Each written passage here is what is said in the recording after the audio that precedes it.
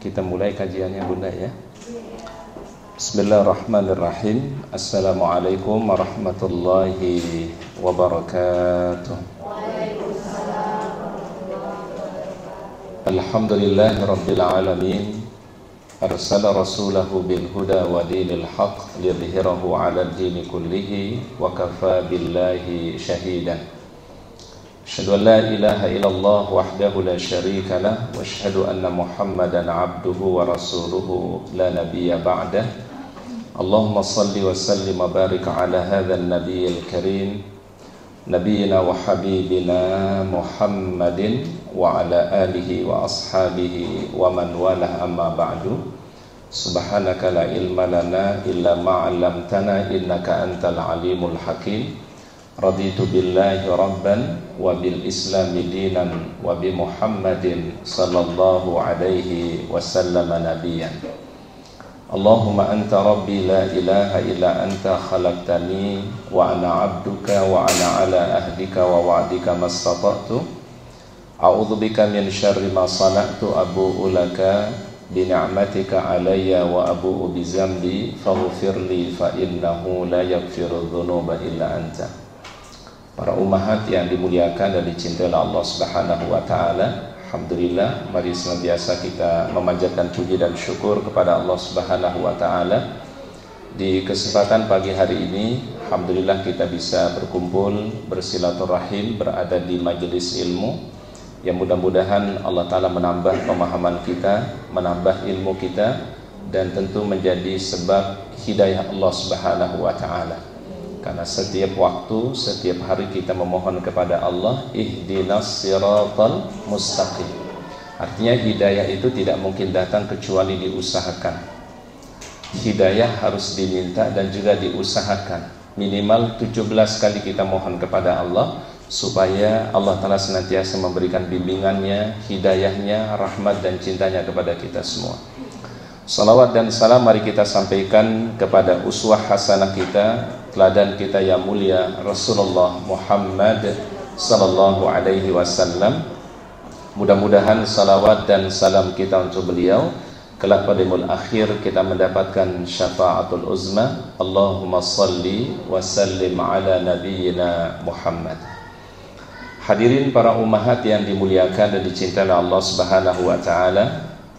Pada hari ini kita akan mengkaji satu tema, ya, mengambil dari tema tadabbur Al-Quran, yaitu kehidupan dunia sepenggal waktu yang sangat singkat, ya. Jadi diambil dari tadabbur Al-Quran pada surat yang ke-10, surat Yunus, pada ayat yang ke-44 sampai ayat 45, ya.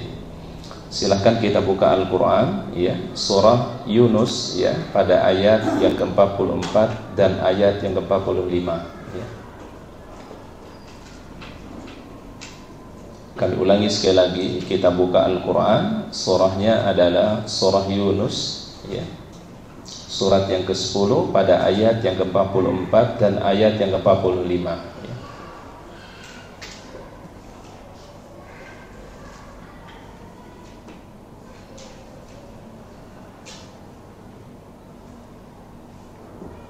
Baik, Allah Subhanahu wa taala firmankan, ya.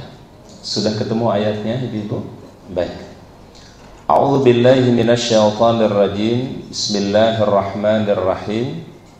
Innallaha la yadhlimun nasa syai'an walakinnan nasa anfusahum yadhlimun.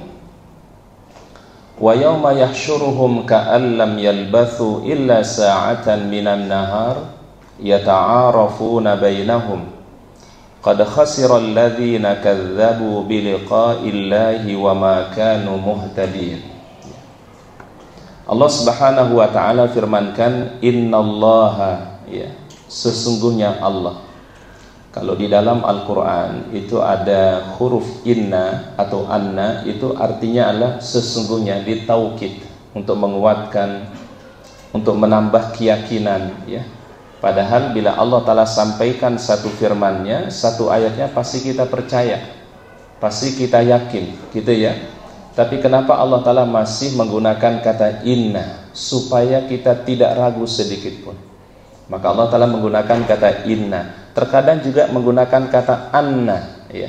Bedanya di mana Ustadz? Biasanya kalau inna itu di awal kalimat. Jadi kalau di awal kalimat itu inna. Tapi kalau di tengah-tengah kalimat itu pakai anna. Tapi maknanya sama. Diterjemahkannya apa? Sesungguhnya. Innallaha ghafurur rahim misalnya. Innallaha syakurun halim. Inna umumnya di awal kata. Kalau anna biasanya adalah di tengah kalimat, ya. Innallaha la yadhlimun nasa syai'an. Sesungguhnya Allah tidak berbuat zalim kepada manusia sedikit pun.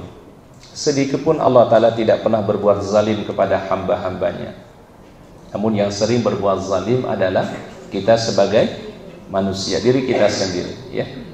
Itulah kemudian kenapa kita mengikrarkan dengan kalimat Rabbana zalamna anfusana wa illam taghfir lana wa tarhamna lanakunanna minal khasirin. Doanya Nabi siapa nih? Nabi Adam alaihi salam. Rabbana zalamna anfusana, ya Allah, kami zalim kepada diri kami sendiri, wa illam taghfir lana, bila engkau tidak berikan ampunan dan rahmat kepada kami, lanakunanna minal khasirin, kami tergolong orang-orang yang apa? Yang merugi. Nabi Yunus alaihissalam pun juga punya doa di dalam Al-Quran. Ya Allah Ta'ala badikan la ilaha illa anta subhanaka inni kuntu minaz zalimin. Nah, sehingga para ulama mengatakan Allah Ta'ala itu lebih cinta ketika orang itu mengakui kesalahannya, mengakui kealfaannya, mengakui kekhilafannya, dibandingkan dengan orang yang berbangga dengan kebaikannya. Jadi Allah Ta'ala jauh lebih cinta kepada orang yang mengakui dosa-dosanya, kesalahannya, kealfaannya, dibandingkan orang yang merasa lebih dengan apanya? Dengan amal salehnya, ya. Jadi mengikrarkan kekurangan diri, kealfaan diri sangat dimuliakan oleh Allah, ya. Yang terkadang adalah Allah Ta'ala membandingkan, membedakan antara orang yang berbuat salah dan ia mengakui kesalahannya, dibandingkan orang yang berbangga dengan amal solehnya, yang ia merasa lebih daripada yang lain karena amal soleh. Jauh lebih dicintai orang yang mengakui kekurangan dirinya, ya. Sehingga para nabi itu jadi contoh, ibu-ibu, ya. Baginda Rasulullah SAW tidak kurang setiap hari beliau membaca istighfar 100 kali, ya. Rabbi ghfirli wa tub alayya innaka antat tawwabur rahim. Jadi Rasul saja yang mulia, yang istimewa itu masih mohon ampunan kepada Allah, ya. Apalagi kita nih, ya, yang tentu banyak kekurangan kita, kekhilafan kita dan seterusnya. Innallaha la yadhlimun nasa syai'an. Allah tidak berbuat zalim sedikit pun kepada hambanya. Walakinnan nasa, akan tetapi manusia itulah, firman Allah, anfusahum yadhlimun, yang berbuat zalim kepada diri mereka sendiri. Para ulama membagi zalim itu ada 3, ya.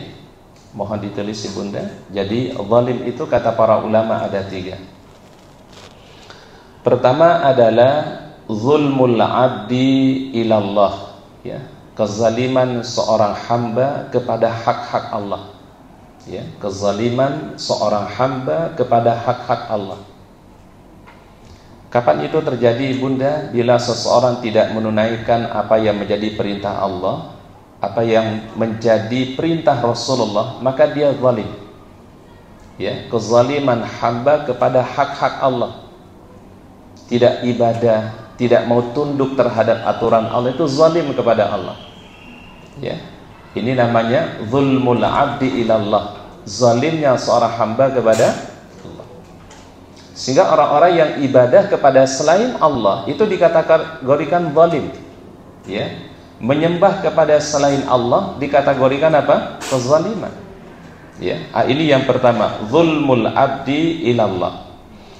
Yang kedua, zulmul abdi ila ghairihi, kezaliman seseorang kepada yang lainnya, ya. Kalau kita lihat realitas sekarang ini, kezaliman Zionisme Israel terhadap warga Palestina, itu zulmu al-abdi ila ghairihi, kezaliman seseorang kepada yang lainnya, Ini kezaliman yang dipertontonkan, ya. Bagaimana sudah tidak ada lagi rasa rahmatnya, rasa kasih sayangnya kepada manusia, ya. Nauzubillah. Dan memang kalau kita baca protokolnya Zionisme, itu protokolnya memang di luar daripada pri kemanusiaan. Dianggap di luar Yahudi itu adalah hayawan, ya. Apa hayawan? Ya, hewan, animal yang boleh dibunuh, yang boleh dinistakan dan seterusnya. Padahal Al-Quran melihat manusia, laqad khalaqnal insana fi ahsani taqwim. Jadi konsepnya Al-Quran dengan protokolnya Zionis memang sangat berbeda, ya. Nah, jadi itu yang kedua, kezaliman seseorang kepada yang lainnya, ya. Tentu kepada saudara kita yang terzalimi, apa yang kita bisa perbuat, ya? Kita minimal mendoakan mereka, ya, mohonkan yang terbaik, ya. Mereka berjuang untuk mempertahankan Masjidil Aqsa. Minimal apapun yang kita kontribusikan untuk saudara kita di Palestina, insya Allah mudah-mudahan jadi persaksian kita peduli kepada Masjidil Aqsa, ya. Karena Rasul menyebutkan ada 3 masjid yang kita harus peduli, kan. Pertama Masjidil Haram, ya, ada di Mekah. Yang kedua Masjid An-Nabawi, dan yang ketiga Masjid Al-Aqsa. Kalau Ustaz pahami hadis ini bukan hanya sekedar orang datang ke sana, tapi punya kepedulian, ya. Kalau di hadis itu kan bunyi redaksinya adalah jangan usahakan perjalanan kecuali ke 3 masjid. Tapi bukan hanya konteksnya kita bepergian ke sana, tapi punya kepedulian aja masuk dalam kategori itu. Mungkin kita belum pernah ke Al-Aqsa, ya. Mungkin tidak semua kita pernah berkesempatan ke sana, tapi punya kepedulian ke Al-Aqsa, insya Allah masuk dalam kategori hadis itu, ya. Minimal kita niatkan, ya Allah, apa yang kami perbuat, kontribusi kami menjadi saksi kami pernah peduli kepada masjidmu, Masjidil Aqsa, ya. Walaupun kita belum pernah ke sana, ya. Tapi mudah-mudahan apa yang dilakukan oleh kaum muslimin dimanapun berada, mudah-mudahan menjadi persaksian peduli kepada Masjid Al-Aqsa, ya. Baik, itu tadi kezaliman hamba kepada yang lainnya. Kemudian yang ketiga, kata para ulama, zulmul abdi ila nafsihi, kezaliman seorang hamba kepada dirinya, bukan kepada orang lain. Tidak merugikan orang lain, tidak melakukan kejahatan kepada orang lain, tapi seringkali manusia berlaku zalim kepada siapa? Kepada diri sendiri, ya. Ini yang tadi disebutkan dalam doa-doanya para nabi, ya. Rabbana zalamna anfusana wa illam taghfir lana wa tarhamna lanakunanna minal khasirin. Kemudian ayat berikutnya Allah Subhanahu wa taala firmankan. Ini yang inti daripada tema kita pada hari ini, wa yauma nahsyuruhum. Dan ingatlah wahai manusia, hari di mana kami kumpulkan mereka. Jadi dikumpulkan bahasa Arabnya itu adalah yahsyar. Makanya tempat berkumpul itu namanya mahsyar. Ya, jadi nanti ketemu dalam bahasa itu hasyara yahsyuru, itu yang mengumpulkan, ya. Mahsyar artinya tempat berkumpul. Berarti nanti terjadi yaumul qiyamah. Wa yauma yahsyuruhum, pada hari mereka dikumpulkan oleh Allah Subhanahu wa taala. Dan kalau titik kumpul di dunia ini, ada mahsyar di dunia itu. Kalau ayat ini kan mahsyar di mana? Mahsyar di akhirat, ya. Tapi ada mahsyar di dunia, ya. Kira-kira di mana mahsyar di dunia itu, Ibu? Rasul katakan ardu Palestina, ya. Negeri Palestina itu namanya Ibunda Ardul Mahsyar, ya, negeri tempat berkumpulnya kaum muslimin. Ya, sekarang kan hampir semua dunia memperhatikan, semua dunia memiliki kepedulian kepada Palestina. Ya, disebut mahsyar namanya. Wa yauma yahsyuruhum, pada hari mereka dikumpulkan, ya, di mana tadi? Di padang mahsyar. Ka'an lam yalbathu illa sa'atan minan nahar. Mereka merasa di hari itu, pada hari mahsyar itu, seakan-akan mereka tidak pernah berdiam di dunia itu kecuali hanya sesaat di waktu siang saja.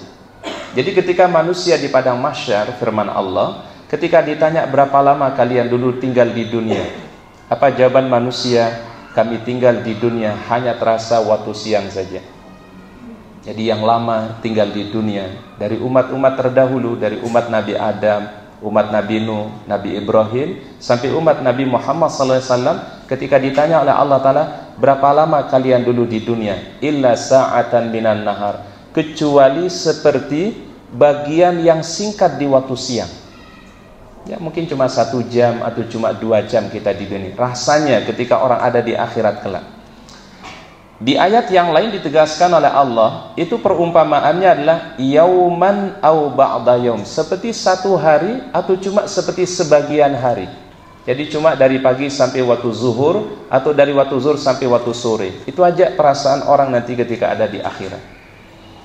Yata'arafuna bainahum, dan mereka waktu siang itu mereka cuma saling mengenal di antara mereka, ya. Seseorang mengenal dengan keluarganya, mengenal orang tuanya, mengenal anak-anak mereka, mengenal sahabat-sahabat teman mereka. Kemudian mereka terpisahkan. Hanya waktu yang singkat di waktu siang, firman Allah. Qad khasiral ladzina kadzdzabu biliqa'illah, dan sungguh merugilah orang-orang yang mendustakan pertemuan dengan Allah Ta'ala, perjumpaan dengan Allah. Wa ma kanu muhtadin, dan sesungguhnya mereka tidak mendapatkan petunjuk Allah Subhanahu wa Ta'ala.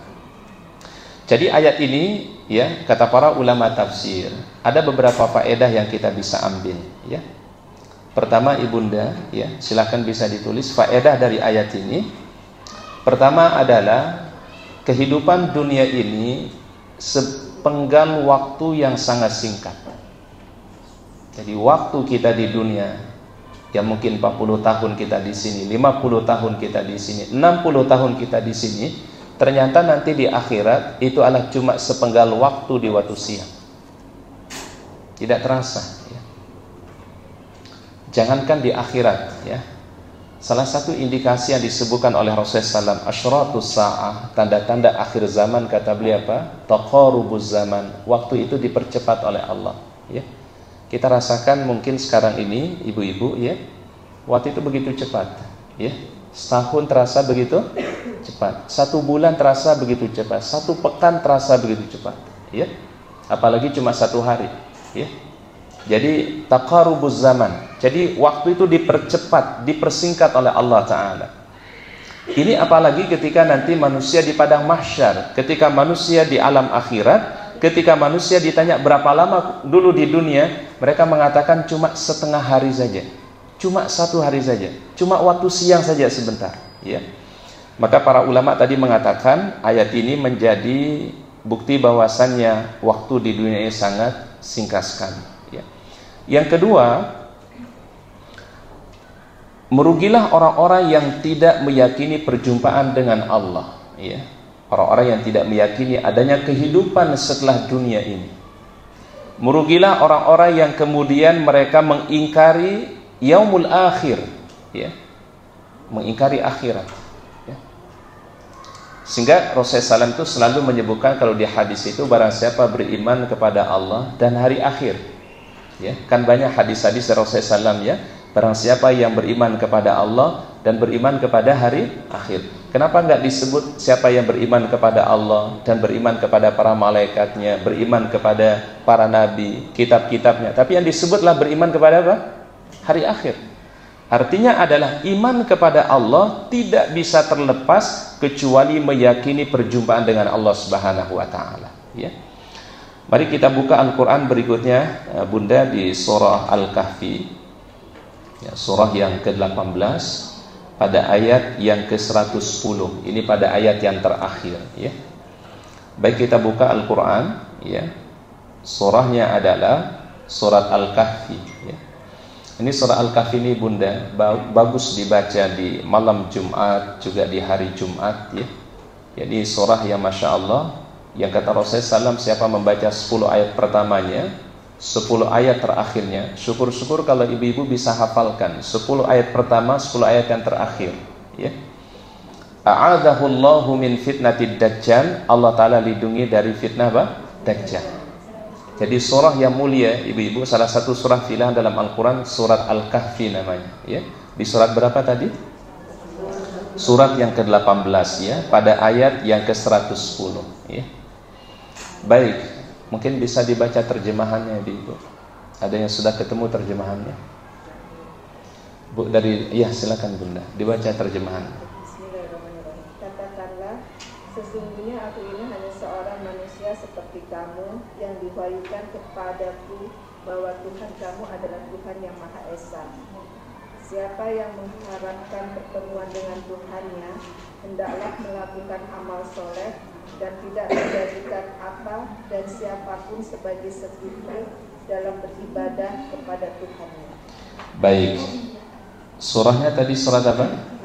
Al-Kahfi, ayat yang ke-110 ya. Allah Ta'ala firmankan, Qul innama ana basyarun mithlukum yuha ilayya.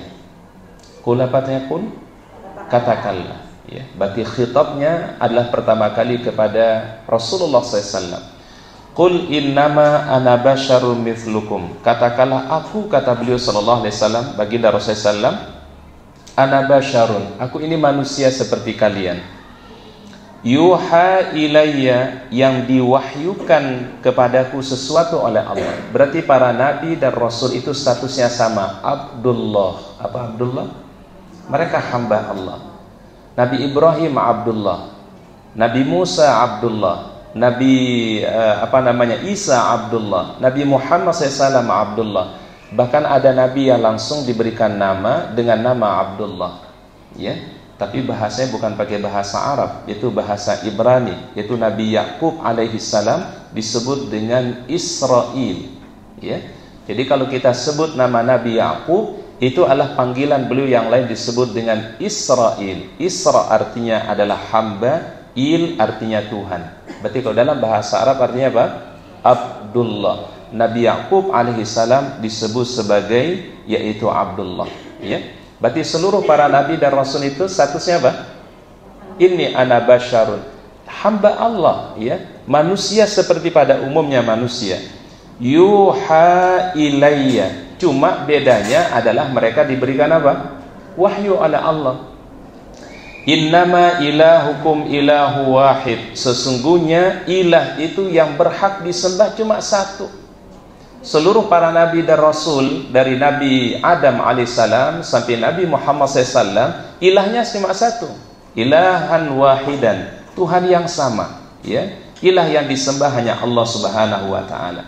Berarti kalau kita memahami konteks agama sebenarnya seluruh para nabi dan rasul ya, terutama adalah yang dibawa oleh Nabi Ibrahim alaihissalam adalah yang dibawa adalah Islam ya. Jadi Islam itu merupakan agama memang yang sudah lama, agama yang bertauhid kepada Allah Ta'ala. Kemudian apa bunyi ayatnya? Faman kana yarju liqa'a rabbih falya'mal amalan salihan wa la yusyrik bi'ibadati rabbih ahada. Barang siapa yang berharap berjumpa dengan Rabbnya, dengan Allah Ta'ala, falya'mal amalan salihan, maka di dunia ini dia harus beramal soleh. Kalau dia tahu waktu di dunia ini begitu singkat, begitu ringkas, maka falya'mal amalan sholihan, berbuatlah di dunia ini amal soleh, sekecil apapun ibu-ibu. Karena kita tidak tahu dengan sebab apa orang selamat ya. Belum tentu orang selamat itu karena hal yang besar, bisa jadi karena hal-hal yang sederhana, bisa jadi hal yang kecil, bisa jadi kepedulian kita kepada saudara kita di Palestina, bisa jadi mungkin menolong seseorang yang memerlukan sesuatu, atau kita menyelamatkan seseorang dari sesuatu yang membahayakan. Sekecil apapun itu bisa menjadi sebab falya'mal amalan salihan. Oleh karena Rasulullah SAW tidak membatasi amal saleh ibu-ibu ya, tidak membatasi yang namanya apa? Amal saleh ya. Para ulama kan mendefinisikan ibadah itu bukan hanya ibadah-ibadah yang wajib ya, bukan hanya ibadah-ibadah mahdhah ya. Terkadang ibadah yang kita kira bukan ibadah mahdhah bisa jadi ibadah kepada Allah Ta'ala ya. Ya, contoh sederhana misalnya, kata Imam Asy-Syafi'i, seseorang yang melakukan hal-hal yang kelihatannya duniawi itu bisa menjadi ibadah ya. Kita makan itu kelihatannya urusan duniawi ya. Orang minum itu seperti urusan apa? Duniawi. Mungkin ibunda ngantar anak, jemput anak, itu kayaknya urusan duniawi, rutinitas yang kita lakukan. Tapi kata Imam Syafi'i, kalau itu diniatkan sebagai pahala kebaikan di sisi Allah Ta'ala, maka dia menjadi bagian daripada ibadah. Jadi ibadah kita sebenarnya adalah tidak terbatas pada masalah-masalah yang sifatnya mahdhah. Lebih banyak sebenarnya ibadah yang bukan mahdhah. Betul ibu-ibu ya? Kalau kita hitung-hitung ibadah mahdhah kita nggak banyak loh ibu-ibu ya. Sholat 5 waktu, sekali sholat cuma berapa menit ibu-ibu? Sholat subuh tadi berapa jam ibu-ibu? Ada 1 jam ibu-ibu. Ibu-ibu, siapa tahu ibu-ibu ini sholatnya mungkin lama gitu ibu-ibu ya. Bacanya Al-Baqarah gitu ya, sampai sholat subuh 1 jam gitu ibu-ibu ya. Bu, tadi sholat subuh berapa jam? Bu, berapa jam? 5 menit, 10 menit. Tambah dengan sholat sunnah qabliyah subuh. Dan biasakan ibu-ibu setiap sholat subuh awali dulu dengan sholat sunnah qabliyah subuh ya. Kan ini sholat sunnah yang sangat dianjurkan Nabi SAW. Namanya 2 rakaat fajar. Kebaikannya khairun minad dunya wa ma fiha, lebih baik dari dunia dengan seisinya. Bahkan kalau kalau ibunda lagi safar ya, sholat yang lain itu jangan dikerjakan ya. Sholat qabliyah, ba'diyah itu jangan dikerjakan kalau dalam keadaan safar. Tapi salat sunnah yang jangan ditinggalkan walaupun safar cuma 2 salat sunnah. Pertama adalah salatul witri, salat sunnah witir. Yang kedua salatul fajri atau 2 rakaat fajar. Itu jangan ditinggalkan kalau dalam keadaan apa? Safar. Ustaz, kalau salat duha bagaimana kalau safar tidak dikerjakan? Qabliyah, ba'diyah bagaimana? Tidak dikerjakan kalau safar. Salat tahajud bagaimana? Tidak dikerjakan kalau safar. Jadi Rasul kerjakannya itu cuma 2 salat sunnah saja itu, Bu. Salat sunnah apa? Pertama salatul witri. Yang kedua salat apa? Salat yaitu 2 rakaat fajar ya. Jangan ditinggalkan karena pahalanya khairun minad dunya wa ma fiha. Jadi salat 2 rakaat fajar 2 rakaat, kemudian salat subuh 2 rakaat ya. Ini jangan ditinggalkan. Mungkin membutuhkan waktu sekitar mungkin 10 sampai 15 menit ya. Kemudian kita nanti salat zuhur. Salat zuhur ada qabliyahnya, ada ba'diyahnya. Kita kemudian salat zuhur itu mungkin 10 sampai 15 menit, tambah zikir, doanya dan seterusnya. Salat asar juga mungkin 10-15 menit, maghrib juga demikian, isya juga demikian. Kalau kita hitung ibadah mahdhah kita itu tidak sampai 1 jam itu. Yang mahdhah ya, yang memang yang pokoknya, yang wajibnya itu cuma membutuhkan waktu nggak lebih sampai 10-15 menit ya. Nah, tapi di luar itu sebenarnya banyak ibadah-ibadah yang kata Imam Syafi'i menurut kita bukan bagian ibadah, tapi ternyata kalau dia akan jadi ibadah itu taqarrub kepada Allah Subhanahu wa taala ya. Ya, sehingga lelahnya kita, capeknya kita mudah-mudahan menjadi ibadah kita kepada Allah. Ya, tidak ada sia-sia jadinya ibu ya. Kan lelahnya orang beriman, capeknya orang beriman sebab ampunan Allah Subhanahu wa taala. Ini yang mungkin diperkuat saat ini Ibu ya. Kata Imam Syafi'i apa? Berapa banyak amal menurut kita duniawi tetapi ternyata bisa jadi amal ukhrawi ya. Perbuatan itu kelihatannya rutinitas ibu-ibu. Kan rutinitasnya itu terus dilakukan ibu-ibu ya. Pagi-pagi udah siapin apa Bu, masakan, sarapan. Betul nggak ibu ya? Pagi-pagi udah mesti nganterin. Nanti jam sekian harus mesti jemput. Kayaknya itu rutinitas tuh. Menurut kita mungkin hanya aktivitas duniawi. Ternyata kata Imam Syafi'i kalau diniatkan itu adalah ibadah kepada Allah, taqarrub kepada Allah, dia akan beri kebahagiaan dan kemuliaan di sisi Allah Subhanahu wa taala. Jadi sehingga ada diceritakan oleh Nabi SAW, ada orang-orang nanti di hari kiamat Ibu, ketika diberikan pahala oleh Allah, dia banyak bingung gitu Ibu, ya, heran. Rasanya dulu di dunia amalnya sedikit, amalnya tidak begitu banyak, tapi kok diberikan satu hal yang besar oleh Allah Ta'ala. Apa kata para ulama? Salah satu asbabnya lah karena orang ini dulu di dunia adalah selalu meniatkan aktivitasnya, pekerjaannya, rutinitasnya lillahi ta'ala, karena Allah Subhanahu wa ta'ala. Jadi ini yang perlu kita perkuat saat ini Ibu. Apapun yang kita lakukan, aktivitas apapun yang kita jalankan, niatkan Allah, mudah-mudahan mendapatkan ridha Allah Subhanahu wa ta'ala. Jadi itu ya tadi ya, falyamal amalan sholihan. Maka jangan lupa untuk selalu beramal saleh, sekecil apapun amal saleh, dan jangan pernah remehkan kebaikan. La tahqiranna minal ma'rufi syai'an, kata beliau. Jangan remehkan kebaikan sekecil apapun. Karena kenapa? Karena sebenarnya sekecil apapun kebaikan bisa jadi itu yang menyelamatkan seseorang. Kan Rasul pernah mengisahkan ibu-ibu, ada seorang itu masuk surga gara-gara apa ibu-ibu? Hanya gara-gara memberikan minum seekor binatang yang kehausan. Mohon maaf kalau kita baca di hadis itu ibu-ibu, orang yang memberikan minum ini seorang pendosa, dosanya begitu banyak. dia berikan minum kepada seekor binatang. Muhammad binatangnya kalau dalam fikih itu adalah najisnya mughalladhah. Ya, pahamkan najis mughalladhah ya?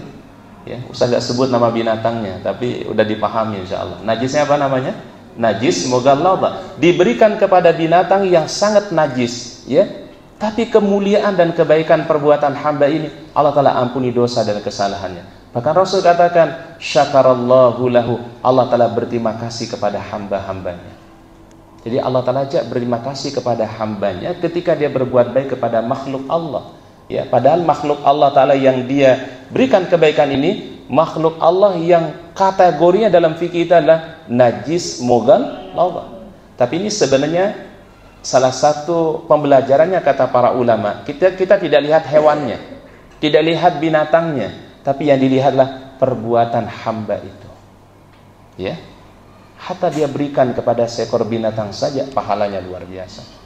Apalagi mohon maaf ya, seperti kita menolong saudara kita di Palestina, ya, memberikan kontribusi doa-doa kita untuk saudara kita Palestina. Masya Allah, ya, ini kepada hewan saja berpahala, apalagi kepada makhluk Allah Subhanahu wa Ta'ala, kepada manusia yang beriman kepada Allah Ta'ala akan lebih mulia, ya. Oleh karenanya ayat tadi mengatakan falyamal amalan salihan. Karena kita tahu dunia itu singkat, sepenggal waktu di dunia ini, falyamal amalan salihan, lakukan amal saleh sekecil apapun. Yang kedua firman Allah, ya, yang ingin berharap berjumpa dengan Allah Ta'ala, wala yusyrik bi'ibadati rabbih ahada, maka dia jangan sekali-kali melakukan perbuatan kesyirikan dalam beribadah kepada Allah. Jadi luruskan niatnya, luruskan ibadahnya, hanya tujukan kepada Allah Subhanahu wa Ta'ala. Sama kayak ketika misalnya ibunda berangkat ke tanah suci, berangkat ke Mekah, Madinah, waktu kita setelah membaca niat, misalnya kalau umrah kan niatnya labbaik Allahumma umratan, betul ya? Kalau haji labbaik Allahumma hajjan. Maka kemudian setelah itu orang membaca talbiyah.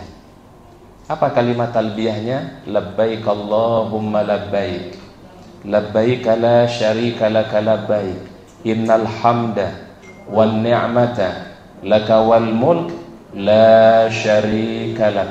Itu kalimat Masya Allah diulang-ulang beberapa kali di dalam ucapan kita. Labbaik Allahumma labbaik. Apa artinya labbaik Allahumma labbaik? Ya Allah, aku datang penuhi panggilanmu. Ya Allah, aku datang penuhi panggilanmu. La syarika lak. Apa la syarika lak? Tidak ada sekutu bagimu ya Allah. Ya, kami penuhi panggilanmu. Innal hamda. Apa innal hamda? Segala pujian. Wan ni'mata, segala karunia. Lakawal mulk, segala kekuasaan hanya milikmu ya Allah. La syarika lak, tidak ada sekutu bagimu. Ini sebenarnya kalimat, kalau Ustaz pahami bunda, kalimat menguatkan tauhid kepada Allah. Innal hamda wan ni'mata lakawal mulk la syarika lak. Segala nikmat, segala pujian, segala kekuasaan hanya milikmu ya Allah. Engkau yang mengatur kehidupan kami ya Allah.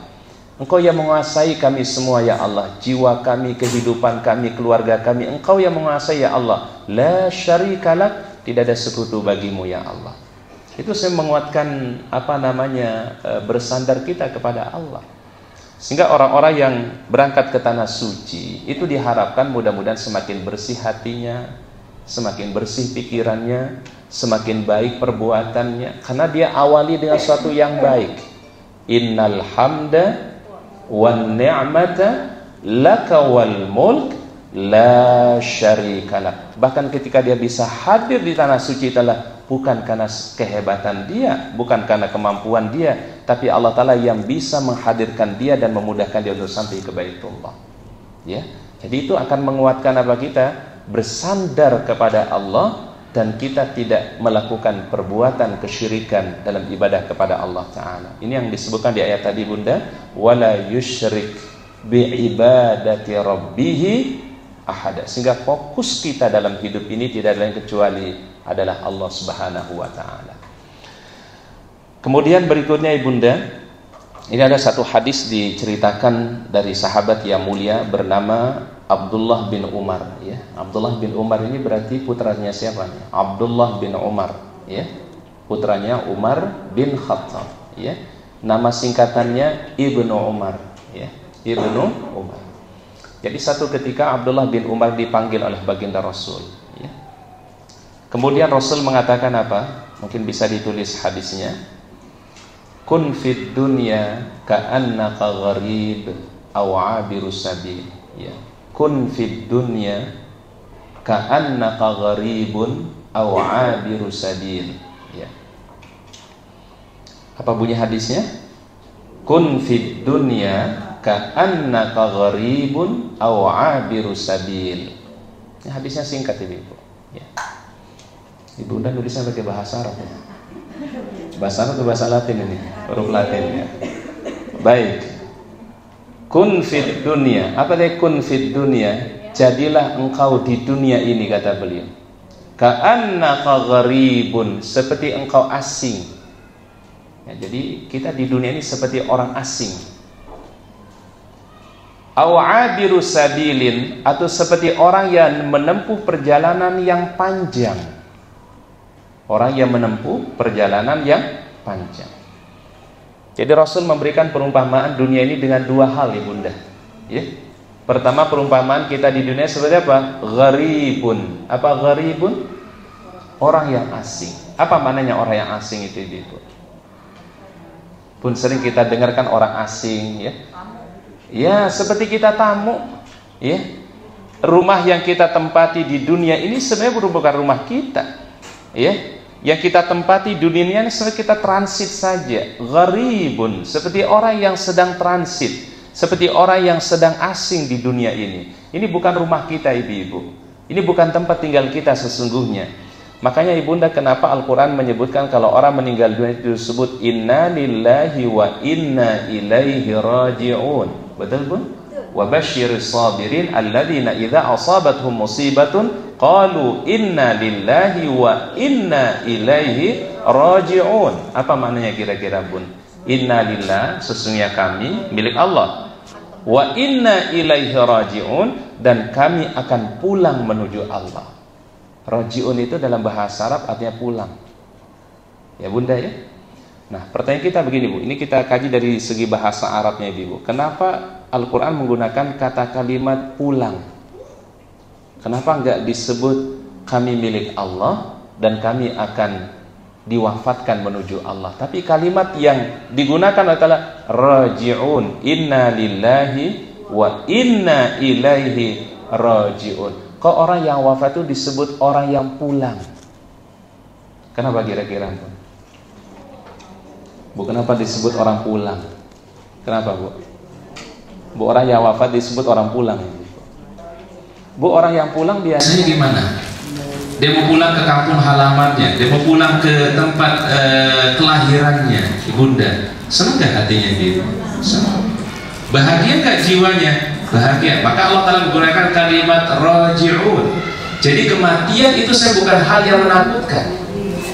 Kematian sebenarnya bukan hal yang membuat orang itu menjadi khawatir, enggak. Makanya Al-Quran kenapa menyebutkan la khaufun alaihim walahum yahzanun. Tidak ada rasa sedih bagi mereka, tidak ada rasa takut bagi mereka. Termasuk orang-orang yang berjuang di Palestina sana, Ibu. Mungkin bagi kita, mohon maaf, yang melihat dari jauh kayaknya ya Allah kasihan kita. Betul, Ibu, ya. Tapi bagi mereka itu, Ibu, justru yang mereka cari adalah iskariman aw mutsyahidan. Kalau mereka masih dikasih hidup, mudah-mudahan hidup mereka mulia. Kalau mereka wafat, wafatnya dalam keadaan Allah Ta'ala meridhoinya. Oleh karenanya, Ibu, paradigmanya inna lillahi wa inna ilaihi raji'un itu, kematian bukan hal yang menakutkan sebenarnya. Kematian bagi orang beriman, setelah dia membekali diri dengan amal soleh, membekali diri dengan amal-amal kebaikan, maka dia akan senang akan kembali menuju Allah Subhanahu wa Ta'ala. Maka disebut raji'un, orang yang pulang. Pulang kemana, Bun? Ke sisi Allah Ta'ala. Pulang menuju rahmat Allah, pulang menuju ridha Allah Subhanahu wa Ta'ala, ya. Oleh karena ada satu doa yang bagus, Ibu, ya. Ini doa mudah-mudahan kita bisa amalkan, Ibunda. Doa ini diajarkan oleh Rasulullah SAW, ya. Doanya adalah, silakan ditulis, ya, Bunda. Allahumma ja'alil hayata, Allahumma ja'alil hayata ziyadatan li, Allahumma ja'alil hayata ziyadatan li fi kulli khair. Sudah? Ustaz ulangi sekali lagi. Allahumma ja'alil hayata ziyadatan li fi kulli khair. Waj'alil mauta rahatan lana min kulli syarr. Allahumma ja'alil hayata ziyadatan li fi kulli khair, fi kulli khair. Waj'alil mauta rahatan li min kulli syarr. Apa bunyinya? Allahumma ja'alil hayata ziyadatan li fi kulli khair, waj'alil mauta rahatan lana atau li min kulli syarr, waj'alil mauta rahatan li min kulli syarr. Arti doa ini Ibu, ini silakan kalau tidak bisa dibaca redaksi bahasa Arabnya, silakan dibaca terjemahannya aja Ibu. Kurang lebih maknanya begini Ibu, ya Allah, jadikan hidupku ini, ya, jadikanlah hidupku ini. Nanti kalau kita masih dikasih hidup oleh Allah, ziyadatan li fi kulli khair, menjadi sebab bertambahnya kebaikan kami. Jadi kita masih dikasih hidup oleh Allah di dunia yang singkat ini, di tempat yang singkat ini, mudah-mudahan terus menambah kebaikan-kebaikan kita, menambah bekal-bekal kita kalau masih dikasih apa? Hidup oleh Allah. Waj'alil mauta, dan jadikan kematian itu ya Allah, atau jadikan wafat itu ya Allah, rahatan li min kulli syarr, sebagai pemutus dari segala keburukan dan kejahatan, ya. Dan jadikan apa? Wafat atau kematian sebagai apa? Pemutus segala keburukan dan kejahatan.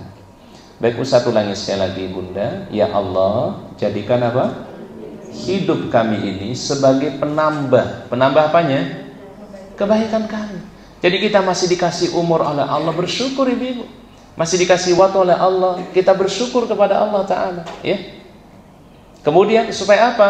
Supaya bertambah kebaikan-kebaikan kita. Oh alhamdulillah, hari ini masih kita dikasih umur oleh Allah. Besok ketika kita masih ketemu dengan hari esok, kita bersyukur, ya Allah, kami masih bisa diberikan kesempatan beramal soleh, masih bisa berkumpul dengan anak-anak kami, masih berkumpul dengan keluarga kami ya Allah, masih berkumpul dengan orang tua kami ya Allah. Jadi selalu bersyukur gitu Ibu, kalau masih dikasih apa? Hidup dan umur oleh Allah Ta'ala. Waj'alil mauta, tapi bila engkau wafatkan kami ya Allah, jadikan wafat itu sebagai pemutus dari segala keburukan dan kejahatan. Ini Masya Allah, berarti doa ini sangat positif. Kita melihat dunia, kita melihat kehidupan, ya. Ketika Allah Ta'ala kasih umur kepada kita, mudah-mudahan bertambah apanya Bun?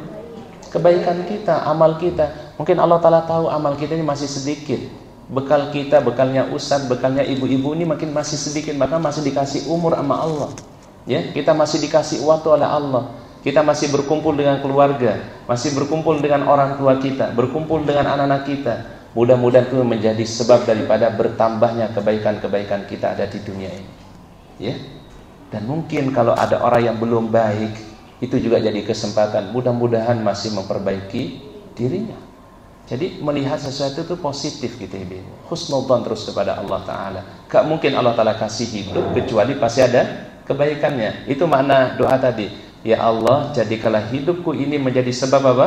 Bertambahnya kebaikan, bertambahnya amal soleh kami. Tapi jadikanlah wafat kami nanti ya Allah sebagai pemutus dari apa? Segala keburukan dan segala kejahatan, ya. Nah, ini tadi yang disebutkan oleh Rasulullah SAW. Dunia ini kata beliau seperti apa? Seperti engkau gharib. Gharib itu apa yang gharib tadi? Orang yang asing. Maka orang yang asing itu ini bukan rumah kita, bukan tempat tinggal kita di dunia. Tempat tinggal kita di mana? Di sisi Allah Ta'ala, ya. Kapan itu mulai? Ketika orang itu berada di alam barzakhnya, Jadi bukan berarti mohon maaf ibunda begitu orang wafat berarti udah selesai kehidupannya, enggak. Cuma berpindah alam saja, ya, dari alam dunia menuju alam apa? Barzah, alam akhirat. Tapi tetap ada kehidupan ibu-ibu. Ya, yang bedanya di sini kita bisa beramal. Kalau orang sudah di alam barzah, alam akhirat udah nggak bisa beramal, ya. Tapi kehidupan yang terus ada itu ibu-ibu, ya. Cuma alamnya saja yang berbeda. Min alamid dunya, alam dunia ini menuju alamul akhirah, alam akhirat, ya. Jadi artinya bukan begitu orang wafat kemudian udah selesai semuanya, bukan. Tapi itulah awal daripada perjalanan manusia, ya. Oleh karenanya, apa kata di sabda baginda Rasul, jadilah engkau di dunia seperti orang yang asing, ya. Atau yang kedua kata beliau apa? Atau sedang menempuh perjalanan yang panjang, au abiru sabilin, ya. Karena kalau diukur dunia ini bunda dengan akhirat mah nggak ada apa-apanya, ya. Kan ada seorang ulama memberikan kayak ilustrasi gitu ibu ya, bagaimana perjalanan manusia sampai nanti negeri akhirat. Ternyata dunia ini kita hidup sebentar ini hanya sangat singkat betul, belum di alam akhiratnya, belum nanti manusia dibangkitkan dari alam kuburnya menuju mahsyarnya, itu sampai nanti akhirnya lah pada as-sirat, ya. Itu baru, kalau perjalanan itu mungkin baru sepersekiannya itu ibu, ya. Nah, oleh karena Rasul tadi mengatakan apa? Awabiru sabilin. Jadilah engkau diri seperti orang yang sedang musafir, sedang perjalanan jauh. Ya, memang orang bepergian ibu, pasti mungkin ada saatnya untuk apa? Istirahat. Ya, mungkin sejenak di rest area, mungkin dia mau sholat, mungkin dia mau istirahat sebentar. Tapi nanti pasti dia akan melanjutkan perjalanan jauhnya. Dan biasanya tempat istirahat dengan jarak perjalanan itu pasti lebih apa?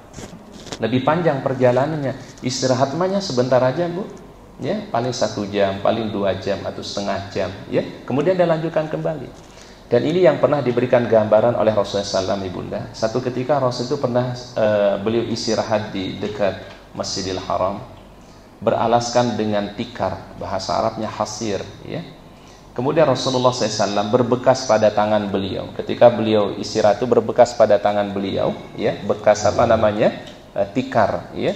Kemudian seorang sahabat bernama Utsman bin Affan mengatakan, ya Rasulullah, bila anda berkenan, kami siapkan tempat tidur yang enak untuk anda wahai Rasulullah. Mungkin beliau nggak ingin melihat Rasulullah SAW tidur dengan apa namanya pak, bu, dengan alasan tikar yang sangat sederhana.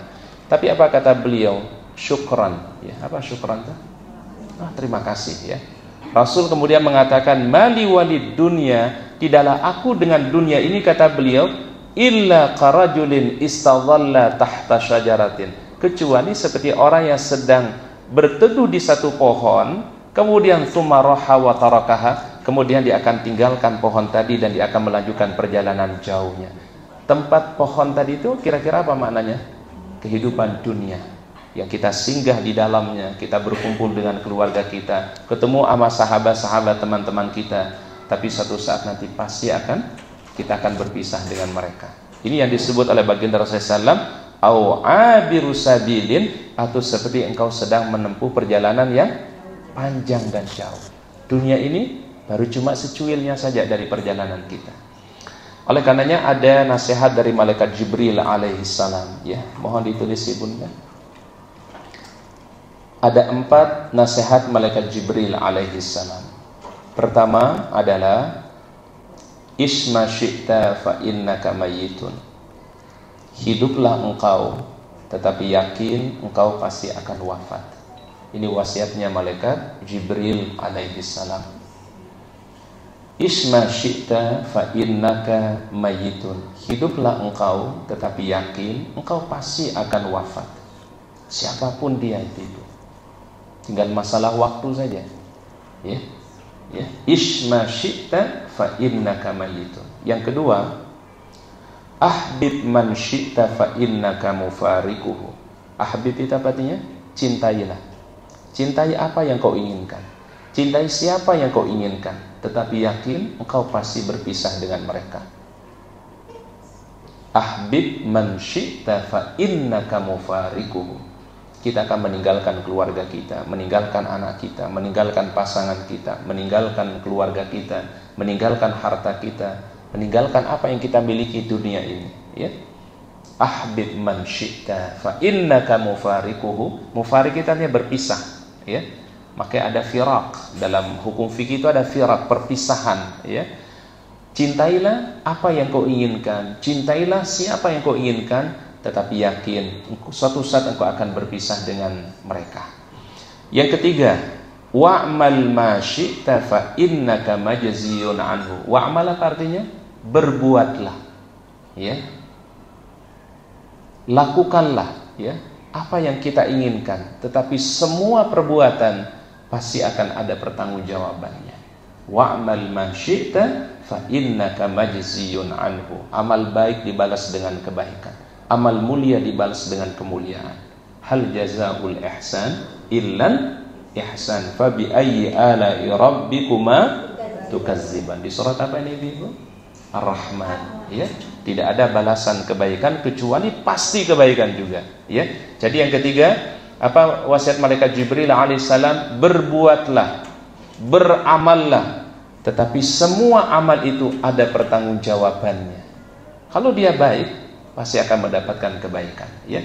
Yang terakhir, wasiatnya Jibril alaihissalam, ketahuilah syarafal mu'min qiyamul lail, mulianya orang-orang beriman ketika dia bangun salat malam.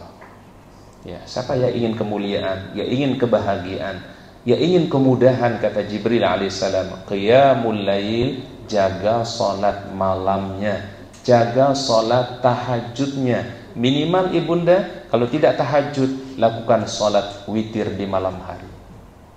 Boleh dilakukan di awal malam habis isya, atau dilakukan di akhir malam setelah salat tahajud. Silakan ibunda sesuai kemampuan kita masing-masing, ya.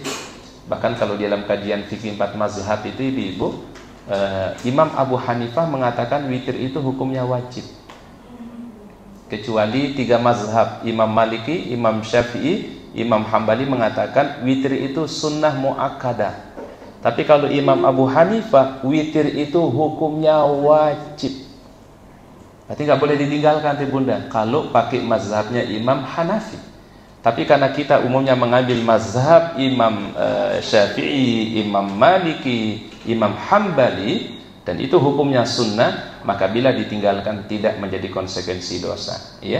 Tapi kalau Imam Abu Hanifah wajib, nggak boleh ditinggalkan itu ibu. Kalau mazhabnya Imam Abu Hanifah, ya, biasanya kaum muslimin yang berada di sekitar negara Turki, Pakistan, Afghanistan, ya, negara Asia Tengah itu, Uzbekistan, Tajikistan, itu rata-rata mazhabnya Hanafi.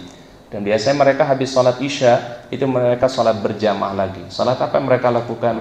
Sholatul witri, karena sholat witir dalam mazhab mereka hukumnya wajib. Tapi kalau mazhab yang lain, mazhab Imam Syafi'i, mazhab Imam Maliki, Imam Hambali, hukumnya adalah sunnah muakkadah, ya. Sama kayak batasan-batasan aurat, terjadi perbedaan para ulama mazhab, ibu-ibu. Ustaz mau tanya ibu-ibu, ibunda ketika salat yang ditutup itu kan seluruh anggota tubuh kecuali 2, kecuali wajah dan tangan, betul Bu? Nanti kalau ada orang salat nggak nutupin kaki, jangan disalahin dulu ibu. Ya Bu ya. Ada kan kaum muslimin atau muslimah yang salat tapi kakinya kebuka. Pernah lihat nggak? Di Masjidil Haram, di Masjid Nabawi, ada perempuan sholat di situ, ibunda nggak pakai kaos kaki, kakinya kelihatan. Kira-kira mazhab mana itu? Mazhab Imam Abu Hanifah, ya. Jadi nanti kita jangan langsung salahin, oh ini sholatnya ini nggak diterima nih, ya, karena kakinya kelihatan, ya. Ya betul nggak Bu? Ya coba ibunda perhatikan orang-orang yang mazhabnya Hanafi, rata-rata nggak pakai kaos kaki mereka kalau sholat, terbuka kaki mereka. Kenapa? Karena menurut Imam Abu Hanifah yang dikecualikan boleh terlihat itu cuma 3 kata beliau, wajah, tangan, dan kaki. Makanya kaki dalam mazhab Hanafi itu bukan merupakan aurat. Nah, betul nggak ibu? Nah ibu-ibu terkadang sesekali pakai mazhabnya Syafi'i, sesekali pakai mazhab Hanafi. Kalau sholat itu pakai Syafi'i, Maliki nih. Tapi ibu-ibu kalau ke pasar, kalau kemana terkadang pakai Hanafi. Betul nggak ibu-ibu? Betul nggak Om? Ya? Boleh nggak Ustaz? Nggak ada masalah. Itu pilihan fikih namanya ibu-ibu, ya. Karena itu memang ada 2 pendapat para ulama, ya, batasan aurat pada perempuan, ya. Itu namanya fikih 4 mazhab, Ya, jadi nanti kalau kita ke negara Hanafi itu, kalau dia nggak pakai pakai kaos kaki, nggak tutup kaki, itu adalah ada masa mereka nggak ada masalah juga dalam sholat. Ya. Sama kayak gini, Ibu. Bun, membaca amin itu dijaharkan apa disirkan? Kita kalau imam ghairil maghdubi alaihim waladdallin, makmum itu membaca aminnya jahar apa sir? Jahar kan? Mazhab Imam Syafi'i jahar, mazhab Imam Maliki jahar, Imam Hambali jahar. Tapi nanti kalau ibunda ke Turki, itu di sana orang kalau amin itu nggak ada yang mengeraskan amin. Ya, makanya ketahuan nih Ibu, mana orang Turki sama yang nggak bukan Turki, Ibu. Ya, kalau imamnya baca Al-Fatihah, keras bacaan aminnya, oh ini berarti yang belakang salat ini orang Indonesia nih, Bu. Orang Indonesia, orang mana gitu, Ibu ya. Karena kalau dalam mazhab Hanafi itu tidak membaca amin dikeraskan, tapi dibaca sir. Sir itu apa ya sir? Allah. Tapi mazhab Syafi'i, Maliki, Hambali itu adalah dibaca dijaharkan. Ya, ini fikih Islam yang merupakan khazanah yang diberikan kepada umat Rasulullah Sallallahu Alaihi Wasallam. Baik, wallahu alam bisawab, mungkin itu yang bisa kita kaji pada hari ini. Semoga Allah Ta'ala memberikan ilmu yang bermanfaat, Allah Ta'ala memberikan keberkahan dan kemuliaan. InsyaAllah mudah-mudahan tema tadi ya menjadi muhasabah bersama untuk kita semua. Mudah-mudahan kita menjadi lebih baik dan terus lebih baik ya. Dan mudah-mudahan waktu sisa umur yang Allah Ta'ala berikan ini kita masih berikan yang terbaik, lakukan yang terbaik insyaallah agar kita mendapatkan ridha dari Allah Subhanahu wa taala. Baik, dari Ustadz mungkin itu, mungkin nanti kalau ada sharing, ada yang mau bertanya seputar tema tadi atau di luar tema, kami juga beri kesempatan. Silakan Ibunda kalau ada yang mau bertanya, ya. Ini biasanya dipandu sama MC biasanya Bu Ratna, ya. Silakan Bu Ratna, ada yang mau bertanya silakan. Silakan Ibunda mengenai tema tadi atau tema juga, silakan. Silakan Om. Iya. Makasih. Ya, silakan Om.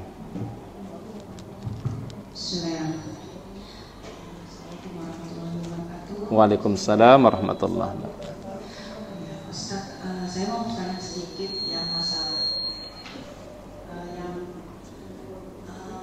maknanya itu ya Ustaz ya. Kalau misalnya di Indonesia itu kan lebih ke mazhab Syafi'i ya, ya.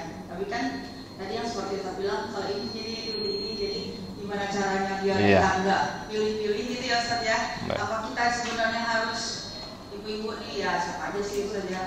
Ya udah kita karena di Indonesia sakleknya itu maksudnya. Syafi'i aja misalnya. Syafi'i aja kita bagaimana Ustaz sarannya Ustaz. Baik. Baik. Afwan barakallahu fiik. Mohon diperhatikan ibu-ibu, dalam memahami fikih 4 mazhab ini sangat penting ibu-ibu. Ya. Kenapa sangat penting bahasan fikih 4 mazhab ini Bunda? Karena kita mungkin bisa melihat amalia orang lain mungkin berbeda dengan kita. Betul ibu-ibu ya? Mungkin kita lihat saudara kita beda cara ibadahnya, ya. Yang takbirnya ada yang sejajar dengan telinga, betul Bu ya? Ada yang sejajar dengan bahunya, ada yang sejajar mungkin di bagian depan dadanya. Itu sebenarnya riwayatnya semua ada sumbernya dari Rasulullah SAW. Berarti sebenarnya pilihan-pilihan di dalam ibadah itu banyak pilihan yang diberikan oleh Rasulullah SAW. Sama kayak orang sujud ibu-ibu. Ketika kita sujud ada 2 caranya dari Rasulullah SAW. Boleh sujud tangannya dulu, kemudian lututnya. Itu mazhabnya adalah Imam Hambali. Tapi Imam Asy-Syafi'i adalah mendahulukan lutut kemudian baru tangan, ya. Kita lihat bagaimana kondisi yang memungkinkan. Kalau memungkinkan tangan duluan, mungkin karena ada sakit pada bagian apanya Bu? Pada lututnya, boleh nggak dia tangan duluan? Boleh, nggak ada masalah. Karena selama ada petunjuknya, ada dalilnya dari Rasulullah SAW, boleh. Catatan pentingnya begini Ibu, ya. Islam itu atau syariat Islam mengajarkan kita untuk bermazhab. Tidak boleh anti terhadap mazhab. Karena itu mazhab itu hidup di zaman terbaik ibu. Zamannya Imam Abu Hanifah, Imam Al-Maliki, Imam Syafi'i, Muhammad. Hidup di zaman Imam Tabi'in dan Tabi'ut Tabi'in. Artinya kalau kita mengikuti mereka, insya Allah sampai kita kepada ilmunya sampai kepada Rasulullah SAW, sampai apa yang dipahami oleh Rasulullah SAW. Jadi yang pertama ibunda, kita mesti mengakui adanya mazhab. Dan dalam Ahlus Sunnah wal Jamaah ada berapa mazhab? Ada 4 mazhab, ya. Dan itu harus kita bermazhab, ibu-ibu. Yang kedua, poin terpentingnya adalah tadi kita bermazhab, ibu-ibu ya. Yang kedua adalah boleh seseorang melakukan mazhab itu dengan memilih salah satu di antara mazhab. Nggak harus satu, ibu-ibu. Kalau satu keadaan mungkin ibunda mau ambil mazhab ini boleh. Di keadaan yang lain mungkin kita ambil yang pendapat yang lain, boleh nggak ibu-ibu? Boleh, karena memang tidak mesti fanatik terhadap satu mazhab. Contoh misalnya ibu-ibu, dalam memahami ayat surat Al-Maidah ayat 6, aula mastumun nisa, bersentuhan laki dan perempuan setelah berwudu, itu membatalkan menurut Imam Asy-Syafi'i, ya, sengaja tidak sengaja batal secara langsung, ya bunda ya, kalau pakai pendapatnya Imam siapa? Imam Syafi'i, karena kehati-hatian yang boleh pakai. Tapi kalau pakai mazhabnya Imam Abu Hanifah, enggak batal sama sekali. Bersentuhan suami istri, ya, setelah dia berwudu tidak membatalkan. Nah, ini nanti kita bisa praktekkan ketika kapan ibu-ibu? Ketika kita berumrah sana atau kita tawaf, betul enggak? Coba kalau kita pakai pendapat Imam Syafi'i, mungkin kita akan mengalami kesulitan. Ya bu ya, sebentar bersentuhan kita wudu, ya, batal kan? Wudu. Nanti kita balik lagi tawaf, kesentuhan lagi, batal lagi. Ini akan menyulitkan kita semua. Maka boleh mengambil pendapat Imam Abu Hanifah atau Imam Maliki. Dan masing-masing ada dasarnya dan ada dalil hujjah yang dijadikan sebagai pegangan. Artinya ibu-ibu, hikmahnya perbedaan itu justru adalah khazanah bagi kita semua yang menuntut kita lebih bijak mensikapi perbedaan, mensikapi ikhtilaf di antara para ulama. Tapi sumbernya sama sebagai bunda, Al-Quran dan hadis Rasulullah SAW. Cuma metode penafsirannya, cara mengistinbatkan hukumnya berbeda-beda. Ya, contoh yang lain misalnya ibu. Contoh yang lain mengenai menyentuh atau misalnya membaca Quran bagi wanita yang haid. Betul nggak bu? Di situ ada 2 mazhab ibu. Ada mengatakan nggak boleh baca Quran sama sekali. Ya. Mungkin ada yang selama, makanya ada ibu-ibu yang begitu haid itu nggak baca Quran sama sekali. Karena kenapa? Karena ada riwayat larangan Rasulullah SAW jangan membaca Quran kalau dalam keadaan janabah atau haid. Tapi ada riwayat yang lain mengatakan dari Aisyah radhiyallahu anha, boleh seseorang itu membaca hanya ayat-ayat yang pendek atau mungkin hafalan-hafalan yang dia baca, boleh, nggak ada masalah. Tapi kalau membaca yang biasa dia lakukan tidak dibolehkan. Jadi ada ininya bunda, ada masing-masing hujjah dan dalilnya, ya.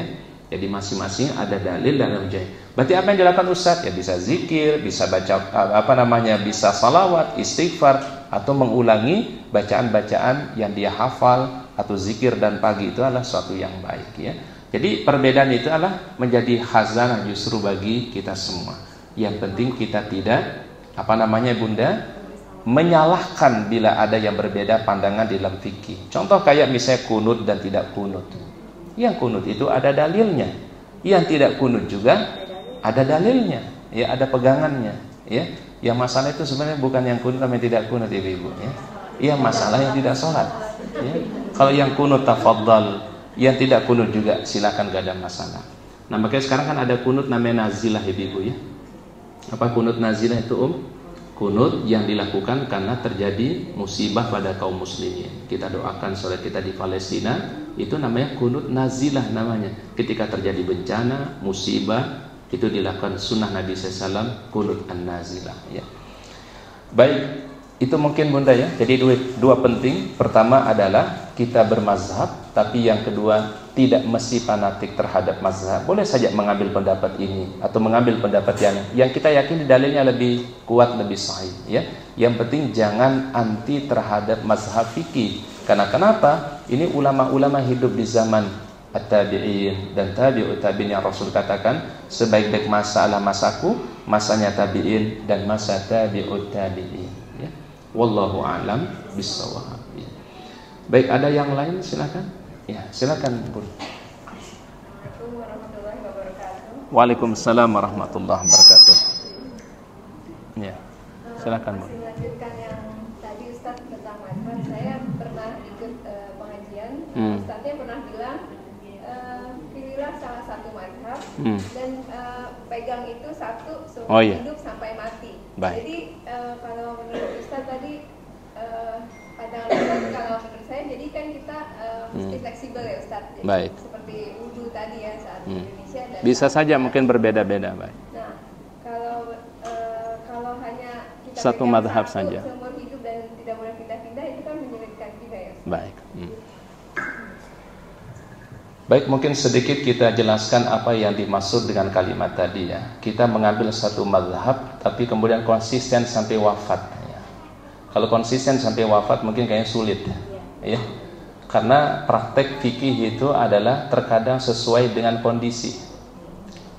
Ada memang keterbatasan kita di Indonesia ini Bunda. Setelah Ustadz kaji fikih 4 mazhab itu ada kekurangan kita di Indonesia ini Bu. Kita tidak diajarkan mazhab Imam Syafi'i dari sejak awal, ya betul nggak Ibu? Ya, waktu SD kita diajarkan fikih secara umum aja, ya. Oh sholat itu begini, sholat itu begini. Tapi kita tidak diperkenalkan. Oh ini tata cara yang dilakukan oleh mazhab Imam Syafi'i. Ada nggak yang dapetin dulu Ibu? Nggak ada kan? Baik, kemudian kita sekolah di SMP atau sanawiyah, SMA aliyah, atau kita ngaji berikutnya Ibu, kita tidak dikenalkan fikih Imam Syafi'i Ibu. Ya, sehingga apa yang terjadi? Fikih di Indonesia ini banyak yang pilihannya banyak Ibu. Kalau ibarat makanan tuh gado-gado Ibu. Kadang pilihannya begini, pilihannya begini, pilihannya begini. Bahkan satu amalan terkadang bercampur satu dengan yang lainnya Ibu ya. Pas sholatnya pakai mazhab ini, pas wudunya nanti pakai mazhab ini. Itu karena kita tidak menguatkan dulu dalam satu mazhab. Kalau yang kami temukan teman-teman dulu di luar Asia Tenggara, mereka tuh diajarkan fikih dari awal Ibu. Misalnya yang mazhab Maliki, itu mazhab Maliki itu dari awal tuh diajarin dari SD, SMP, SMA, semua mazhab Maliki. Dan mereka amalkan memang Ibu, ya. Kemudian nanti kalau mazhabnya Syafi'i dari awal diajarkan mazhab Syafi'i, diperkenalkan mazhab Syafi'i. Kalau kita kan berbeda-beda, terkadang beda ustadz, beda pendapat Ibu. Ya, ustadz ini pendapatnya begini, ustadz ini pendapatnya begini dan seterusnya. Karena tadi itu adalah pandangan fikihnya bisa saja berbeda-beda. Mestinya Ibu, kita kuatkan dulu satu fikih Imam Syafi'i, kemudian kita belajar fikih perbandingan mazhab. Oh, ternyata kalau saudara saya mengamalkan begini, oh ini loh dasarnya, ini dalilnya. Sehingga saya tidak salahkan, karena kenapa? Dia punya dalil juga. Oh, kalau saudara saya mengamalkan begini, oh ini loh dasar hukumnya. Oh, saya tidak akan salahkan dia. Demikian juga dia lihat amalan kita nanti Ibu. Dia tidak akan menyalahkan kita, karena kita juga punya apa? Punya dalilnya, punya dasarnya, punya amalannya. Nah, itu mesti diperkuat Bunda. Jadi mungkin statement beliau tadi maksudnya adalah kalau bisa fikih itu amalkan satu saja maksudnya. Kalau satu fikih Imam Syafi'i ya Imam Syafi'i, ya. Kemudian kalau Imam Maliki ya Imam Maliki, kalau Imam Hambali ya Hambali, konsis maksudnya. Enggak salah juga sebenarnya ya. Tetapi ada kondisi-kondisi yang mungkin kita tidak bisa satu mazhab saja karena melihat situasi dan kondisi. Misalnya boleh nggak kita berbeda pandangan atau berpindah mazhab? Boleh, nggak ada masalah. Yang nggak dibolehkan oleh para ulama fikih itu namanya talfiq mazhab. Apa talfiq mazhab? Mencari yang wena-wena. Paham Bun? Di mazhab ini yang wena yang mana ya? Oh, saya amalkan yang ini. Cari di mazhab ini mana yang mudah ya? Ah, ini yang diambil. Cari di mazhab ini mana yang mudah? Ini yang diambil. Ini namanya talfiqul mazhab dan ini yang tidak dibolehkan. Pahami Bunda? Memang berarti dia memang agak menyepelekan jadinya. Yang penting wenaknya, yang penting mudahnya yang dicari. Itu yang tidak boleh dalam fikih. Ya, paham Ibu? Yang mencari yang mana Bu? Yang wenak-wenaknya. Gak mau ibadah yang sulit, gak mau yang ada tantangan, maunya yang mudah-mudah saja. Ya, ini yang dihindarkan dalam fikih namanya talfiqul mazhab namanya. Tapi umumnya kita di Indonesia ini mengamalkan mazhab Syafi'iyah. Walaupun ada sedikit perbedaan-perbedaan itu biasanya adalah hanya pada beberapa hal. Tapi lebih mayoritas 90% kita sudah mengamalkan mazhab Asy-Syafi'iyah. Walaupun ada perbedaan-perbedaan sedikit di antara amalan-amalan saudara kita, ya. Baik, wallahu a'lam bishawab, ya. Baik, ada yang lain? Silakan Bu Ratna. Kalau kita seperti di umroh atau haji,